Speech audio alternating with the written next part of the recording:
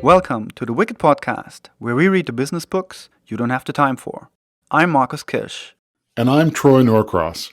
And we are your co-hosts for the Wicked Podcast. We take from the thousands of business books out there and test the author's ideas by comparing them to real-world challenges. With over 40 years of projects between us, we've got quite a bit to compare against. We give you the condensed takeaways, followed by our interview with the authors. We know you want actions, not theories, and it's actions that we want to help shape, because that's what the Wicked Podcast is all about, helping you to become a wicked company. So, Marcus, after 3 or 4 days of 26 degrees Celsius, 90 degrees Fahrenheit, it looks like the clouds are rolling in. We might actually get some rain, and that's really good. But enough about the weather. Who are we talking to today?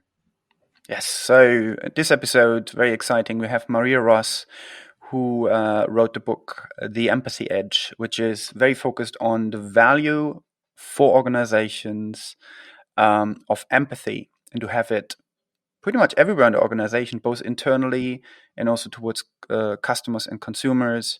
And it's a brilliant primer on what to do in order to be more empathetic and to realize the value that brings and the competitiveness this can actually bring. But enough about that. So what were your takeaways? So there were two really big takeaways that I like. I mean, when you read The Empathy Edge and you're a diehard, dyed-in-the-wool capitalist, you're like, empathy doesn't make profit, so I'm going to ignore this. And this book, I think, does a really good job of kind of putting that in its place. And I think that she's absolutely right when we talk about the fact that we are on this journey of companies being more empathetic and less kind of brutalist about how they're doing. And she thinks that on a scale of, we're supposed to get to 50 out of 100 on empathy involvement. She thinks we're at 15 or 20, and that's great. So I love that and applaud her efforts to move us along the way. And that's the external bit. I think the internal bit is this constant kind of, well, it's not constant, but it's at least a topical battle between millennials who want to be taken into a corporation and have that corporation be their family, have them be treated empathetically, and moved to the top spots and making all the decisions as quickly as possible. And the older generation's kind of saying, you're going to have to cut your teeth. You can't just walk in here and do all of that. And her point is that bi-directional empathy in an organization allows for less friction in those environments.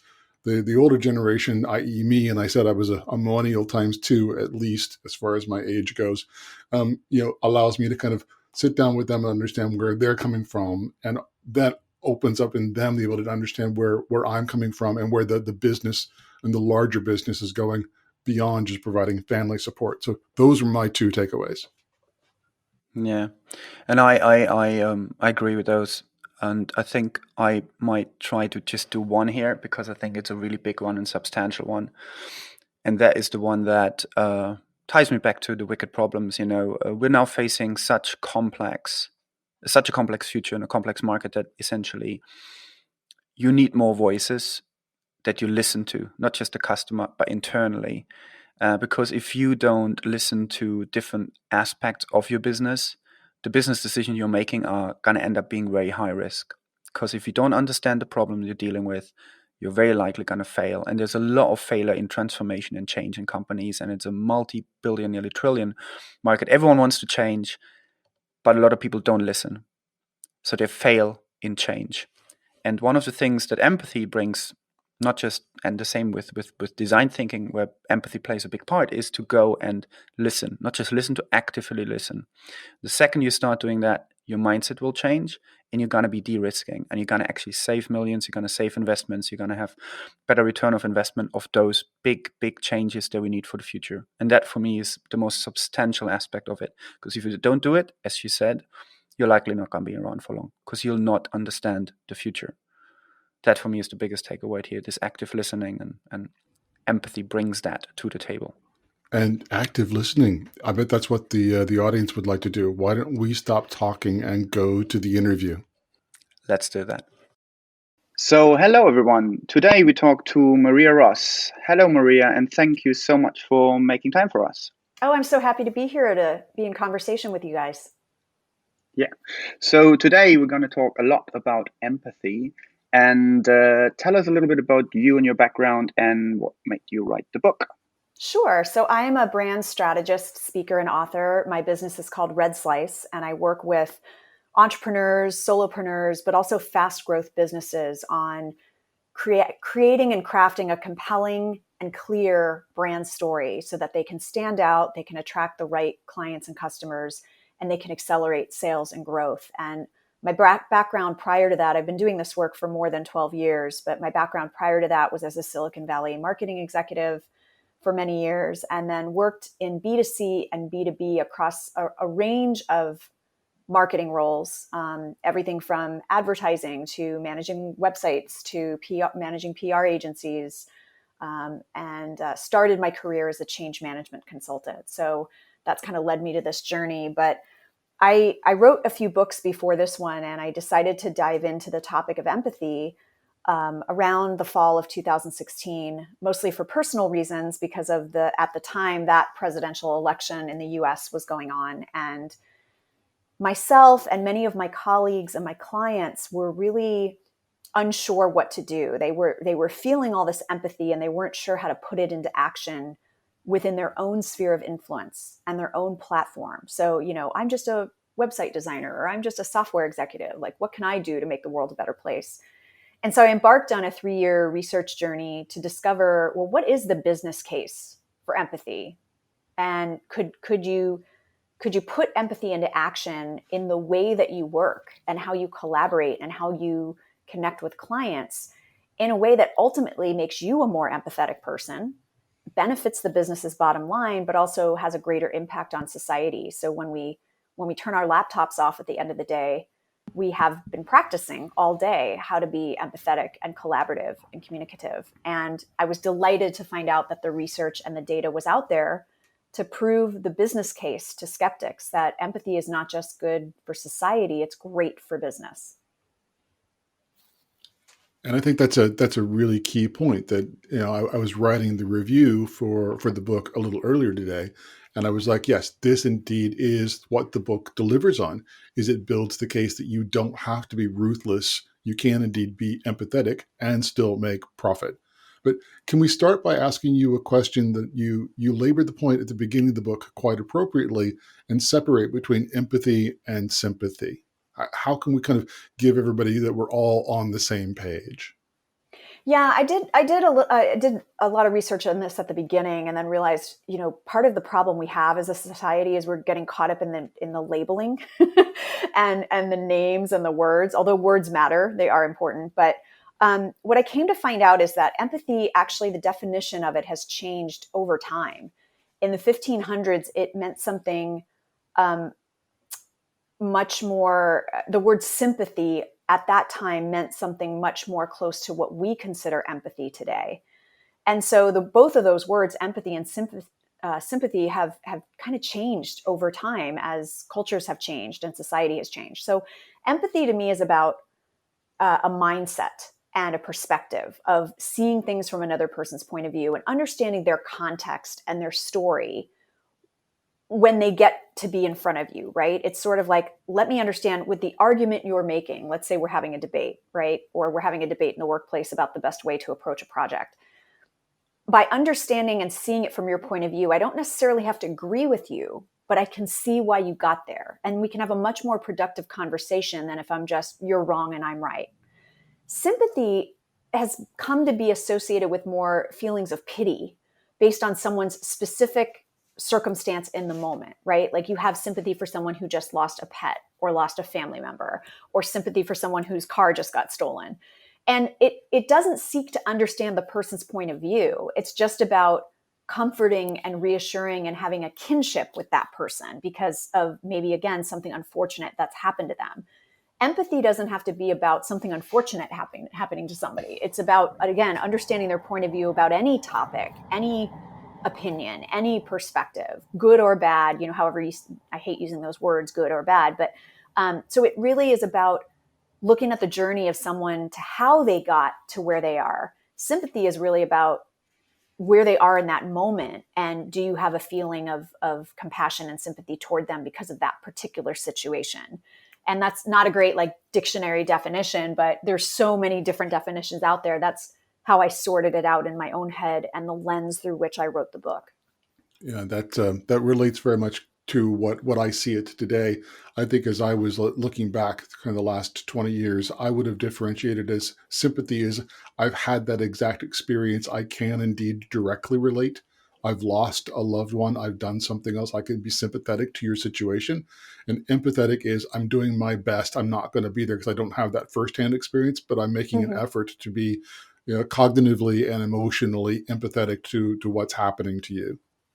For sure. And I would go a step further and say you actually don't even really need to have had that experience to be sympathetic with someone. Although, Mm, as I mentioned, back in the 1500s, it kind of did mean that, right? It was right. like, I'm with you, right? But I know, all of us have had the experience of feeling extremely sympathetic towards someone where we almost can't even imagine the the the thing that has befallen them, or it's like, oh wow, that is like a really major loss, or that's a i I don't know what it feels like for my business to go bankrupt. I can imagine it, right? So I can be Right. sympathetic to somebody who that happens to, but um and I think that's, this is where people conflate the two is, oh, empathy means that I'm actually feeling what the person is feeling. And I've actually gone through it. No, empathy actually requires you to use very active imagination and cognitive skills to think about what it might be like if you were in that situation. Right. I think it's Go sorry. on. Go on, I Marcus. I, I think it's generally so. With my background in design thinking and service design, empathy has always been a big part of the Mm-hmm. Stanford approach to that. Oh There's yeah. a big part that is all about that.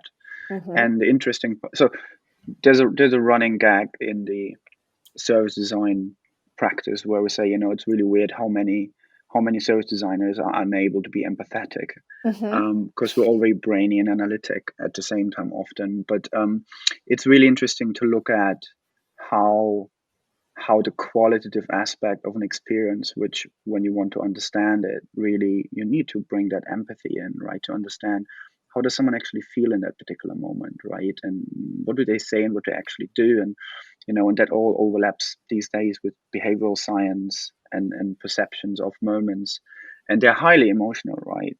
So it's Mm-hmm. really interesting to see how organizations still seem to think that, oh, it's the fluff aspect of it, is it too soft of an aspect, or ca- why would we, how can we measure these soft things? It seems to Mm-hmm. be the biggest challenge, because everyone wants these so-called hard numbers, but there's hard numbers in that too. So Yeah. and maybe a question here is that, because I see that a lot in organizations, that they struggle to, they can often see it, they understand that we need to understand customers or people better and need to Mm-hmm. act better because of it.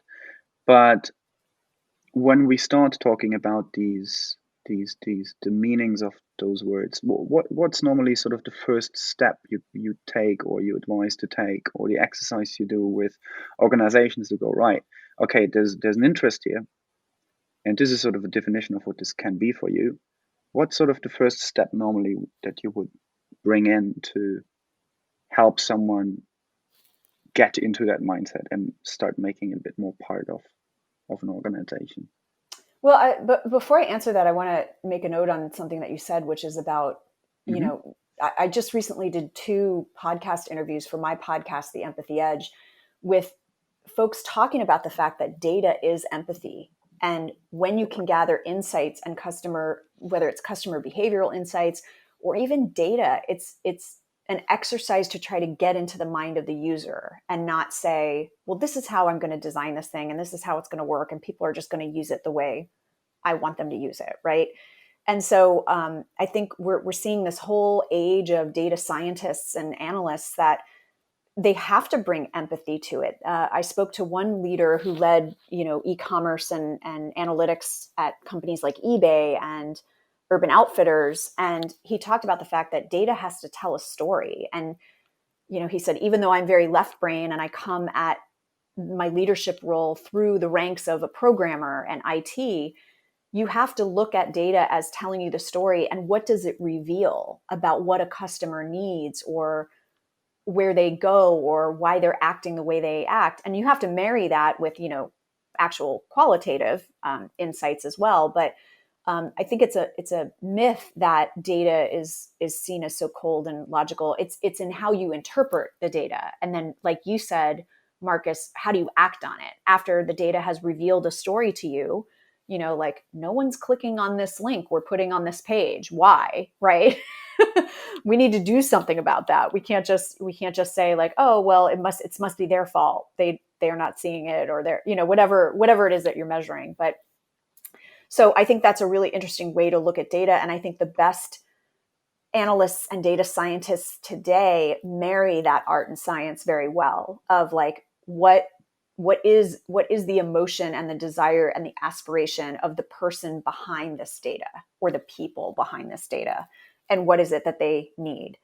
To your other point, my work is really about my consulting work is really about brand strategy. So helping come into a company, and ironically, my process has always been one of empathy, in that I do my brand strategy work with a cross-functional leadership team. It's not just marketing that has a say, because brand is more than marketing. It's the essence of a company, and it's everything the company does and says and how it acts. So I naturally brought in a process of empathy of, no, you have to sit in this room, in this brand workshop, and listen to each other and hear, from the product team's point of view, what they're hearing from customers, how they see the customer, from the marketing's point of view, how they see the customer, where they think problems are, from sales, from HR, from finance, from the CEO. And it's sort of a forced exercise in empathy. And I think that's one of the biggest things, is when you're talking about developing your empathy in the workplace. Number one, the first place you have to start is, as a leader or even an individual contributor, is you have to practice presence. You have to get your own house in order before you can be open and clear-minded enough to be able to adopt another person's point of view. If you're so concerned with your agenda or your insecurities, you're racing a mile a minute, you've got to stop and ground yourself and be in the moment and present. Number one, again, so you can be clear-headed, but number two, so you can read the signs. If you listen actively enough, people will tell you what their point of view is. The problem is most of us don't do that. So practicing presence before you go into important meetings, before you present a big pitch, making sure that your defenses are down, you are grounded in the moment, you are not distracted by other things. You're not, thinking about what you did yesterday and what you have to do after this meeting is over. That goes a long way to creating an environment where empathy can bloom.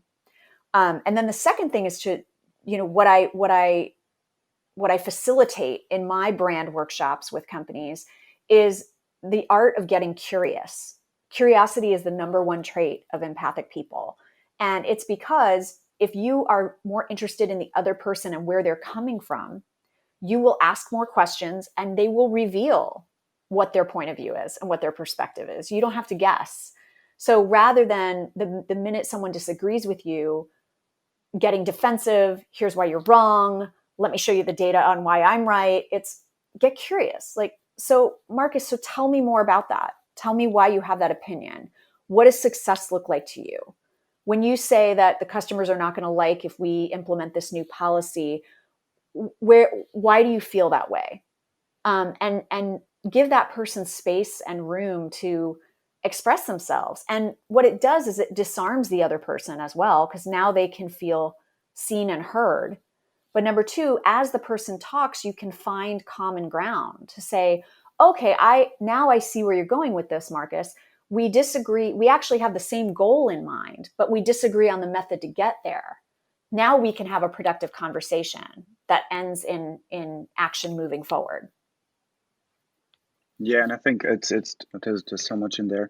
And what I always like about that, when you bring these principles in, is that you realize very quickly that they work both inside and outside. So both for on the consumer side or customer side and internally, like you just said, if people would go more into active listening, which a lot of people are not doing, you would have more productive meeting, more relevant meetings, and you could actually work together rather than fight for who's got the biggest voice on the table. And it's odd at times that a lot of people know this, and few people do it because active listening also takes a lot of energy. And I think our brains are not built like that to use always that amount of energy. So we do take in shortcuts. So there's some stuff there. The other part is also that you mentioned in the book as well. You talk about Project Oxygen and Project Aristotle, where especially in Project Aristotle over at Google, who try to figure out what the best performing teams are. One of the soft skills that makes them best performing is that everyone in the team has a voice and is listened to. And that builds value. That makes a team very valuable, not the specialist skills or the pace of whatever. And it's really interesting just to see in those small or quite relevant modules in any organization that those things already matter. So empathy matters a lot. The other part I wanted to quickly comment on is, so you talk about brand, and I used to work for advertising a little bit as well. And when you talk about brands there and what they say and what stories they tell, it's really interesting to both on the brand level, on the product and service level. It's a lot about storytelling, and stories are generally quite complex because they're made of people and their emotions and the way they grow through their life. So, and that gets me then all the way back to what I like to talk about, which is wicked problems, which is all these bring a lot of people together. They want something, something's not happening. Then you have a wicked problem. And we have more and more of those. And in those problems in particular, we need an approach that is very empathetic because otherwise you can't crack those things because you'll never understand because you never listen and therefore you'll never understand. And you need multiple voices. That means you need to listen to a lot of different voices on top of it. So it's great to having gone through your book and see all the bits and pieces where all this helps. So it's not just in one area where this is great, not just on building better customer experience or building a brand that customers can emotionally connect to because there's a story there, but actually that in everyday business these things are so amazingly relevant, and it's great to hear. Yeah, I mean, the whole philosophy of my practice is that brand starts from the inside out. Otherwise, it's just a veneer, right? And if you're just going Yeah, to go to market and make your brand story a marketing exercise where it's, here's how slick our ads look or how great our website is. But if you are not propping that up with substance by how does your company operate on a daily basis, that's what the industry means by an authentic brand. They don't mean, I get on my soapbox about the term authentic brand because it's not one thing. Authentic is whatever's true for you. As long as you're walking your talk, you're an authentic brand. You can be edgy and provocative, and if that's who the business fundamentally is, how it operates inside and out, then that's authentic. If it's, touchy feely and woo woo and comforting and safe, is that what's happening on the inside? Is that what is happening with the culture? I often call this operationalizing your brand, and where it marries with empathy is if you want to be seen as an empathetic brand, which strangely enough, that was something I started hearing from my clients, even my most technology driven clients, is that we want our brand to be seen as empathetic. They didn't really know what that meant. And so you have to really dig into, well, what do you mean by that? Is it you want to be seen as service oriented? Do you want to be seen as approachable? Like, you have to, as an organization, define what you mean by empathy if you're going to say we want to be seen as an empathetic brand. But again, it's not just putting out a bunch of ads and saying you're empathetic. It's what are you doing internally? How do you treat, what is the hiring process like? What are performance evaluations based on? How does success happen internally at the organization? All of those things need to be present so that when you make a claim to the market, like we are an authentic brand, you're backing it up. How are you treating suppliers and vendors? Are yeah, you operating with integrity? All of those things have to be present. And so I often spend a lot of time with my clients because of my change management background of, okay, remember, if you want to make this claim to the market, you have to be prepared to back it up. And that's where yeah, some leaders will be like, oh, I don't know if we've got all the things in place yet. And I say, well, that's okay. You can still deliver that message as long as you start working on it. It can be aspirational, but you have to have substance behind those claims if you're going to make them. Yeah, I think I've seen that quite successfully over because worked on a bigger project over at British Telecom IT.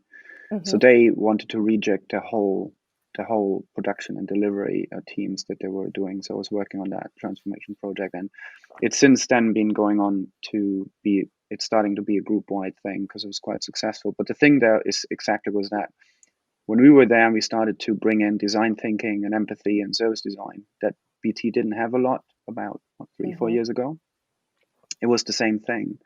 We at the time had the challenge where, well, BT knew they're not getting the right talent in. So it was not just the brand. It was basically because Hmm. of the brand, it was not just affecting customers. They could not hire the right talent because no one wanted Right. to work there. Hmm. And we even there when we were so consider that we were there as a consultancy. The consultancy tried to hire freelancers that are service designers to come in, help us on the project, working with other consultants who are service designers. Even there, people wouldn't even show up to the interview because they knew, oh, it's BT. They're not design led. It's going to be awful. And I'm not going to Hmm. enjoy that context, right? So I don't want to Hmm. work there. A year later, it's now totally different because Hmm. BT put everything in place. They were authentic around we're doing this properly, and they did. They built all these team around it, have great tools, great process. People who actually love what they're doing now with these new tools, with this new process. And they've been touring around and saying, look, don't believe what we say. Look at what we did. This is what we Hmm. did. This is what we did. This is a big outreach, a lot Hmm. of events and things to engage people across. I think we engage over 4,000 people across the whole company. So, and that's exactly what you're talking about. So it's not just the value to on the consumer side, but the value No. to what a lot of companies, when I talk to them here, struggle with. We can't hire the right talent. No one wants to stay here. No one wants to come here to do these new things. Right. We Because want to do behind, these new things. We got the money.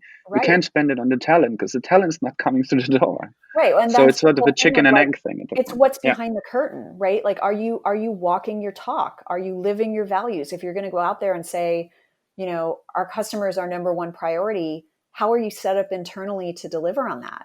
What does your call center process and operation look like? Are you siloed? Do customers have to go through a headache just to get some help or get some answers about their account? It's so easy to slap the advertising and the messaging externally. It's harder to live it, and ultimately that will impact um, sales performance, because there is data out there that shows that, especially now and the younger generations, they are looking at how brands are treating their employees. They're looking at how brands are treating the supply chain and their vendors. They're much more conscious about how businesses are operating than even when I was younger. So I'm talking about, like, millennials and Gen Z, right? They care. And there's been tons of research done, not tons, but there's been a lot of research done since the pandemic broke, that young people are, I think one study showed 47% of young people named a brand they liked less because of their response to the crisis. And a big percentage of young people liked a brand less because of how they treated their employees during the crisis. So we can no longer rely on, oh, there's nothing to see here. Just focus on what we're pushing you in our advertising and our marketing. That transparency is going to be expected, and that transparency is going to result in a lot of brands not being around after this global crisis is over. So let's talk about the fact that we are indeed in September of 2020. There is indeed, we're 6 months into the pandemic, and the response to that is varied across the world. But Mm-hmm. there's another smaller thing that's happening in September of 2020, and that's on Netflix, The Social Dilemma. Mm-hmm. And we talk about brands being empathetic and talking about brands looking at data and data telling a story. And at what point do all of the dials get turned up and all of the artificial intelligence get unleashed to get so empathetic that it's then used as a lever to nudge behavior? How do you respond to that? How do you think about that? Well, empathy, like anything else, a tool, a mindset, a management philosophy, can be used for good or evil. I mean, we're human beings, and con artists are the most empathetic people around because they read people, they understand what people want, and they prey on that. So, I see what you're saying and I agree with it, but I think that argument is often used as an excuse to just not be empathetic. because, oh, eventually it could be used for harm. If you don't use it for harm, if your company doesn't use it for harm, it will accelerate your growth. It will increase your customer loyalty. It will ensure your word of mouth marketing goes up. And so I feel like anything else, a knife helps me cut steak, but it could also kill someone, right? So we can't get caught up in the like, oh, I don't think that's a good idea to adopt that because eventually it could be used for harm or for manipulation. Of I course it think I can. think you're Anything missing my point on that. I completely agree. It shouldn't be used as an excuse not to be can. empathetic, Right.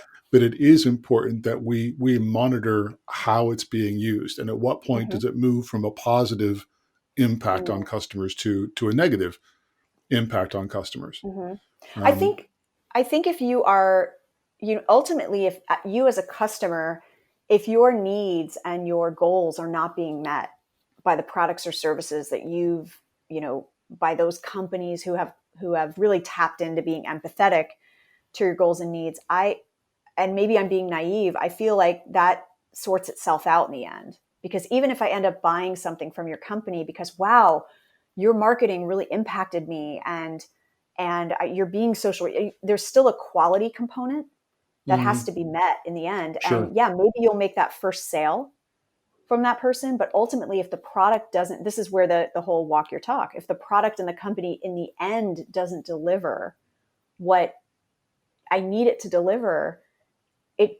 it won't matter that all your messages have resonated with me and I'm really thrilled with all the things that you've done as a company. I'm not going to continue to buy those products or services if they don't deliver.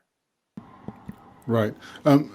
So moving on in a slightly different direction, but similar. We're talking about how brands treat their employees, Mm-hmm. and you and I were talking via email and before the show Mm-hmm. about millennials. And you had an interesting statistic, and I won't use the numbers because I'm sure I'll get them wrong. But some percentage of millennials are looking for employers that are empathetic, and Mm-hmm. I am of an age where I am millennial times two at least, Mm-hmm. and the people that I talk to say, you know what, we just really wish the millennials would turn that around and be a little empathetic to the rest of the business and realize that it's not just all about them. And that Mm-hmm. there's a to and fro there that I think it works Mm-hmm. both ways, and I don't always see it being applied both ways. Mm-hmm. What's your perspective specifically around organizations who are trying to engage with some amazing talent who happen to be in that age range, but Mm-hmm. have what we consider to be, because we're old and long in the tooth and bitter and twisted, we're saying, Mm-hmm. come on, you're being unrealistic. You got to put in the hard graft first. Yeah, and as someone who, I've run my own business for 12 years, and I don't manage employees. I work with some contractors, but my husband heads up marketing for technology firms, and I hear that dilemma all the time when he's interviewing is, someone who's 2 years out of college wants to come in at a senior director level with the salary to match, and it's like, you're really good and there's potential there, but I think a lot of that is also a bit of a stereotype because, well, to your point, number one, yes, the empathy absolutely has to go both ways. And if you can create an empathetic culture within your organization, I spoke to a lot of generational experts as part of the book, and it does have to go both ways, but you have to create that environment so that it can go both ways, right? So do you pair up, do you create mentor mentee relationships with, older generation and younger generation folks? I've read a lot of articles about how useful that is to both sides. One specific interview that's coming to mind is something I heard on NPR about a company that paired up, very senior executives with entry level people right out of college. And when they were able to get to know each other and see each other's world, they interviewed both the executive and the younger person, and they both admitted what they got from the relationship, right? So the older person didn't go in thinking this is a relationship where I'm just going to impart all my knowledge onto you and you have nothing you can offer me, but went in with a very open mind of, what can I learn from this younger person, and ultimately learned how to use social media better as a result of the interaction, right? The younger person was like, oh, now I see what some of the larger business issues are that I was never aware of. So um, I think I think also disarming, kind of going back to what we said earlier, disarming the relationship with understanding that it does have to go both ways, but also that the older generations need to appreciate what the younger generations can bring. And these are the generations that are pushing for change in the workplace, positive change in the workplace. We talked about the fact that there's one study from the World Economic Forum that talked about 71% of millennials and Gen Z want employers to be like a second family. Like they expect that now. That wasn't something that I asked for when I got out of college as a late Gen Xer. I just was looking for benefits and a paycheck. And, if they treated me like crap, well, that was just what I was supposed to expect, right? Because it's work. And millennials and Gen Z are saying, wait a minute, we're spending the bulk of our time at work. It should be a place where we thrive. It should be a place where we're seen, heard, and valued. And what's more is they do link that to business results. It's not just even about, because again, if you can do that, you can increase innovation, you can increase collaboration, you can increase productivity, you increase retention, all of these things, again, that benefit the business. And so they're the ones pushing for that change in the workplace. And so I say good on them for forcing us to have those conversations. But you're absolutely right. The empathy needs to go both ways. But I think often it can be because of the defensive attitude and the stereotypes about those generations. The minute they come into a work environment, they're seen as less than. They're seen as, well, we know you're going to act like this. And who wants to start a positive relationship based on that? It has to be, you're here, you're going to do things differently, we're going to do things differently. We can learn from each other and ultimately make a better decision in the end. And the fact that this generation, this is again where the empathy comes in. This generation has grown up with social media. They are used to having a voice. Like we can't fault them for the fact that we're expecting them to go into an environment now where they all of a sudden don't have a voice or a say. That's how they grew up from their youngest days. And so it's almost like telling somebody, well, you can take this job, but you can't use your left arm while you're doing this job.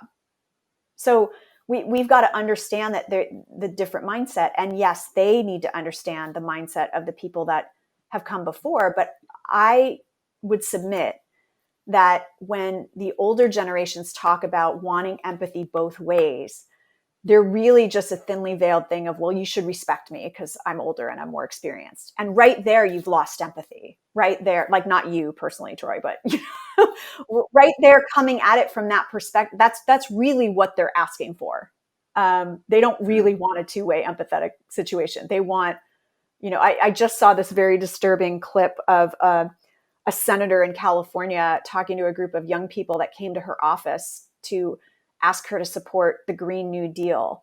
And her response to them was disgusting, to be frank. And it was that it was literally that, well, I've been doing this a long time and I know what I'm doing. And, that kind of attitude, you're always going to be butting heads when two generations have that attitude. So creating that environment where there can be the two-way empathy is, you're absolutely spot on, so important.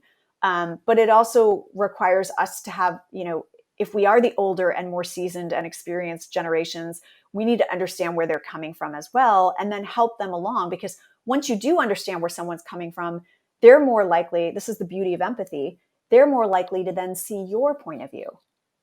Because now their defenses are down and they're like, oh, I'm being listened to, I'm being heard. Now my mind's open enough to learn from you. I think it's really, really fascinating to see some of those things going roundabout through decades and decades. I liked when I started working in some of the ad agencies as some innovation person, because I was more into digital than the industry was at the time. And so for me, getting to know how advertising actually works, because I started with a creative background in design, and it's like, great, now I'm in the middle of the creative industries. It's going to be awesome. They're all going to listen to each other, and it's going to be very inspiring, and you're going to push ideas that are really amazing. And it wasn't quite like that. It was a bit more like a factory where the creatives wouldn't talk that much to the strategists, and then the strategists or the account people and so on. There were silos all over the place, as you probably know. And the really interesting one that I nearly had to laugh at was this story when you go back to I think it was about 60s, back to Bill Bernbach's time as one of the Mm-hmm. advertising greats who invented. He was famous for doing these Volkswagen ads with this really small car in it and really punchy Mm-hmm. lines. But his main contribution to the whole industry was that back in the days, the copywriter who writes the punchy lines and the art director who would do the graphics for the poster Mm-hmm. were working in different parts of the building. They'd never worked together. The Mm-hmm. copywriter would come up with the line, and then they would hand that down to the art director, and the art director would do graphics around it. And that was sort of the proposition we know and we saw back from the days of Mad Men, right? Mm-hmm. It's like, there you go. Now it's on a slide. Here you go. Mm-hmm. And he put those people together in a room to work together and actually throw some ideas, listen to each other, go like, okay, if you do the graphics here, then maybe the text should go there, whatever, whatever. And the Right. synergy of it revolutionized the industry. So what everyone, whoever's been in an ad agency, can see today is still that you have creative teams. The Mm-hmm. reason why there's two people in a creative team is because of that guy. And it took, I think, 6-7 years before the rest of the industry adopted it. But I looked at Right. that when I was there as a digital person, which sat outside of that creative team. And I'm like, so for about 50 years, the industry has not had the idea or the creativity to say, well, maybe there's a new voice needed in the creative team. Mm-hmm. You know, the Mm-hmm. digital voice wasn't there. And I think, Right. I don't know how much it has evolved now, but it's the same thing as you said. Those voices to have empathy or to talk to each other and Mm-hmm. and acknowledge that you both can contribute to the value of this Mm-hmm. is oddly missing in not just in advertising, but in most industries. Maybe there was more surprising because it's the creative industry. That's where we Right. expect all the great ideas to Yeah. come from, right? And even they are struggling. So it was one of those really funny You know, stories, like it's so half a funny, decade Marcus, ago. that you say that because in my past roles, both at the ad agency, but then in other roles where I was in marketing, especially in tech companies, I never knew any other way to work. I never called it empathy at the time. But for example, when I worked at an ad agency many, many years ago, I spent more time as an account manager up on the creative floor than I did on the account management floor. And I didn't understand why the other account managers weren't up there because we were the voice of the client. We were the voice of like the actual business strategy that went into it, right? And I, I had great success on the teams where I was actually a collaborative part of the creative process.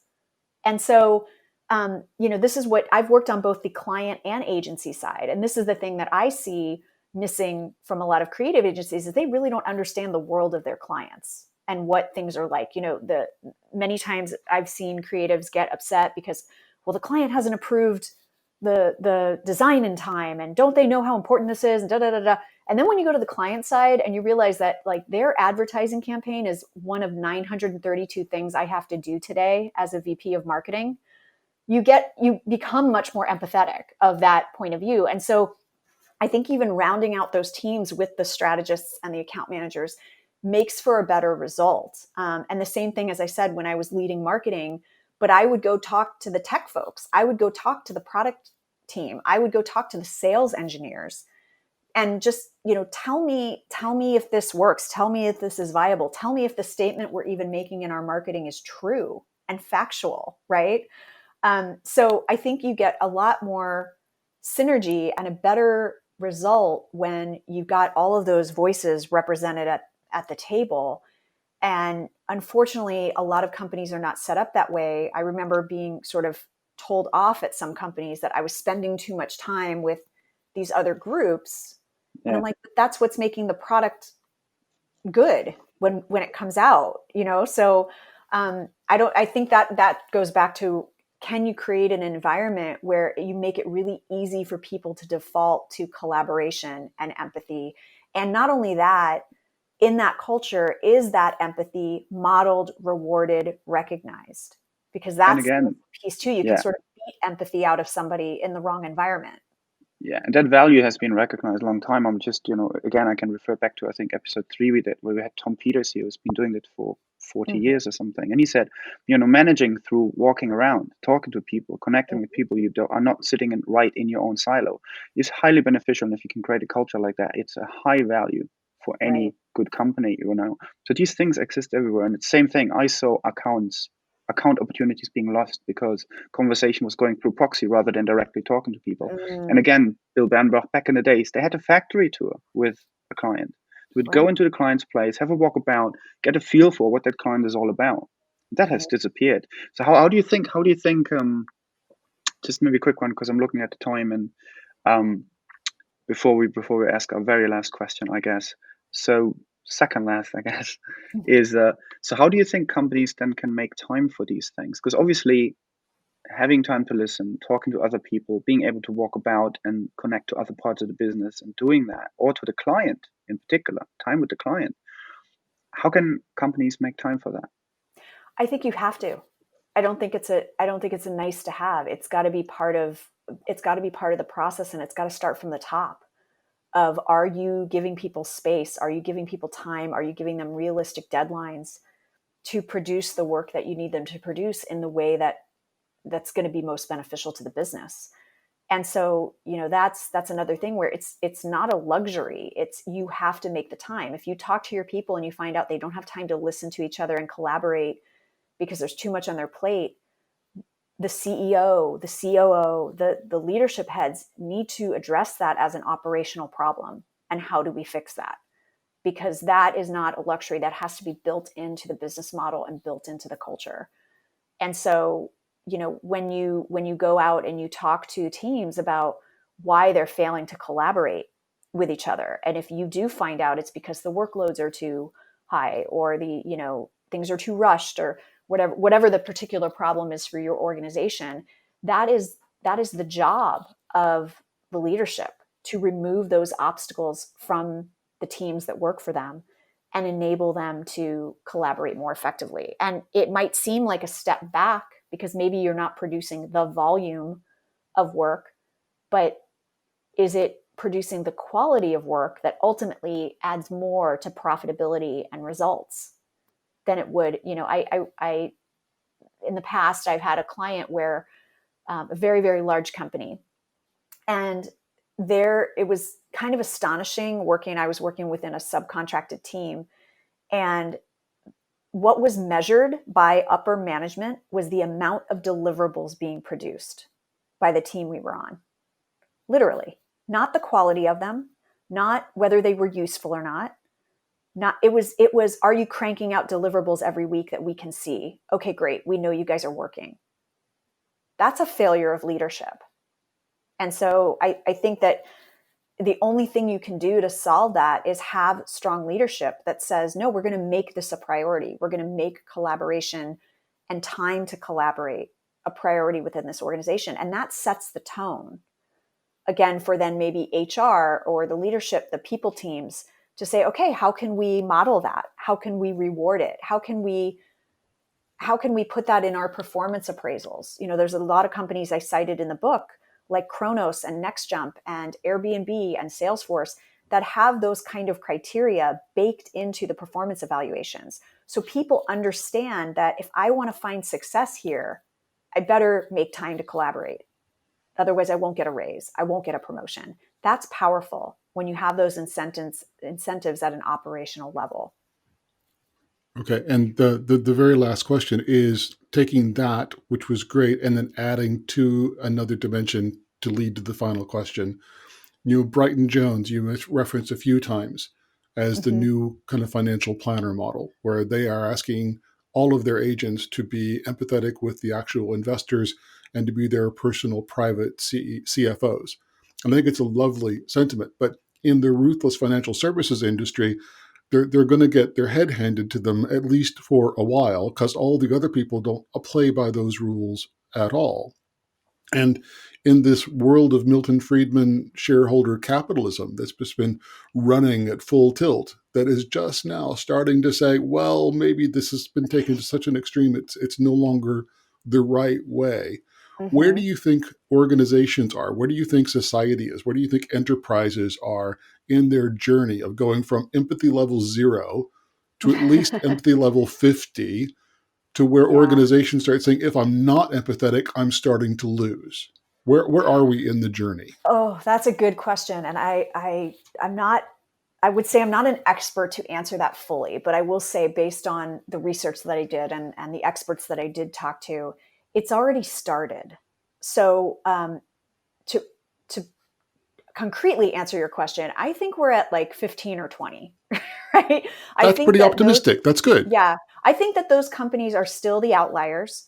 I think, that was the point of the book, and the point of my current podcast is to start shining a light to normalize that as a success factor, because that's the problem, is we don't see it. It kind of goes back to what you model within your organization, right? What we're modeling in the industry is not that.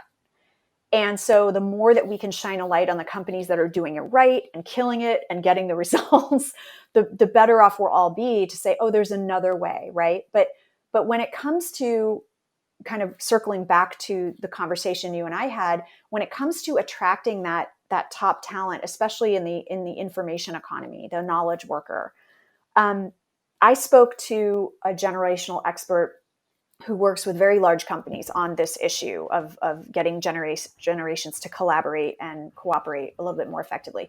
And she went so far as to say those companies will be dead in 25 to 30 years if they don't start changing the culture and recognizing that top talent will not even give them the time of day. And if you are not attracting top talent, you can't stay competitive in the market. You can't innovate. You can't grow. You can't expand. You can't develop new ideas and products and services if you're not attracting that top talent. So it might be a slow attrition over the years, but it was a pretty dire and very direct prediction that this expert was making about the fact that some companies are already feeling the pain of that. And, Marcus, you brought up the example of British Telecom. They're doing something about it now. And the companies that, plug their ears and continue to say, no, we're going to keep operating the way we're operating. Maybe I'm being a naive optimist, but I don't see them surviving into the next 50 years. Yeah, I really like that. And it's a nice positive note that at 15 to 20 of a destination of 50, because I don't think 100% empathy is the answer either, but at least No. moving towards 50 is a really great thing.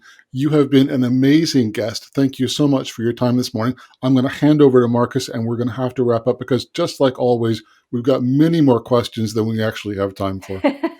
Thank you for having me, both of you. It's a great conversation. Yes, and just wrapping up on that, I got my disagreements, and maybe I'm pre-biased towards empathy rather than more. The more the merrier. Good. We need more people like you.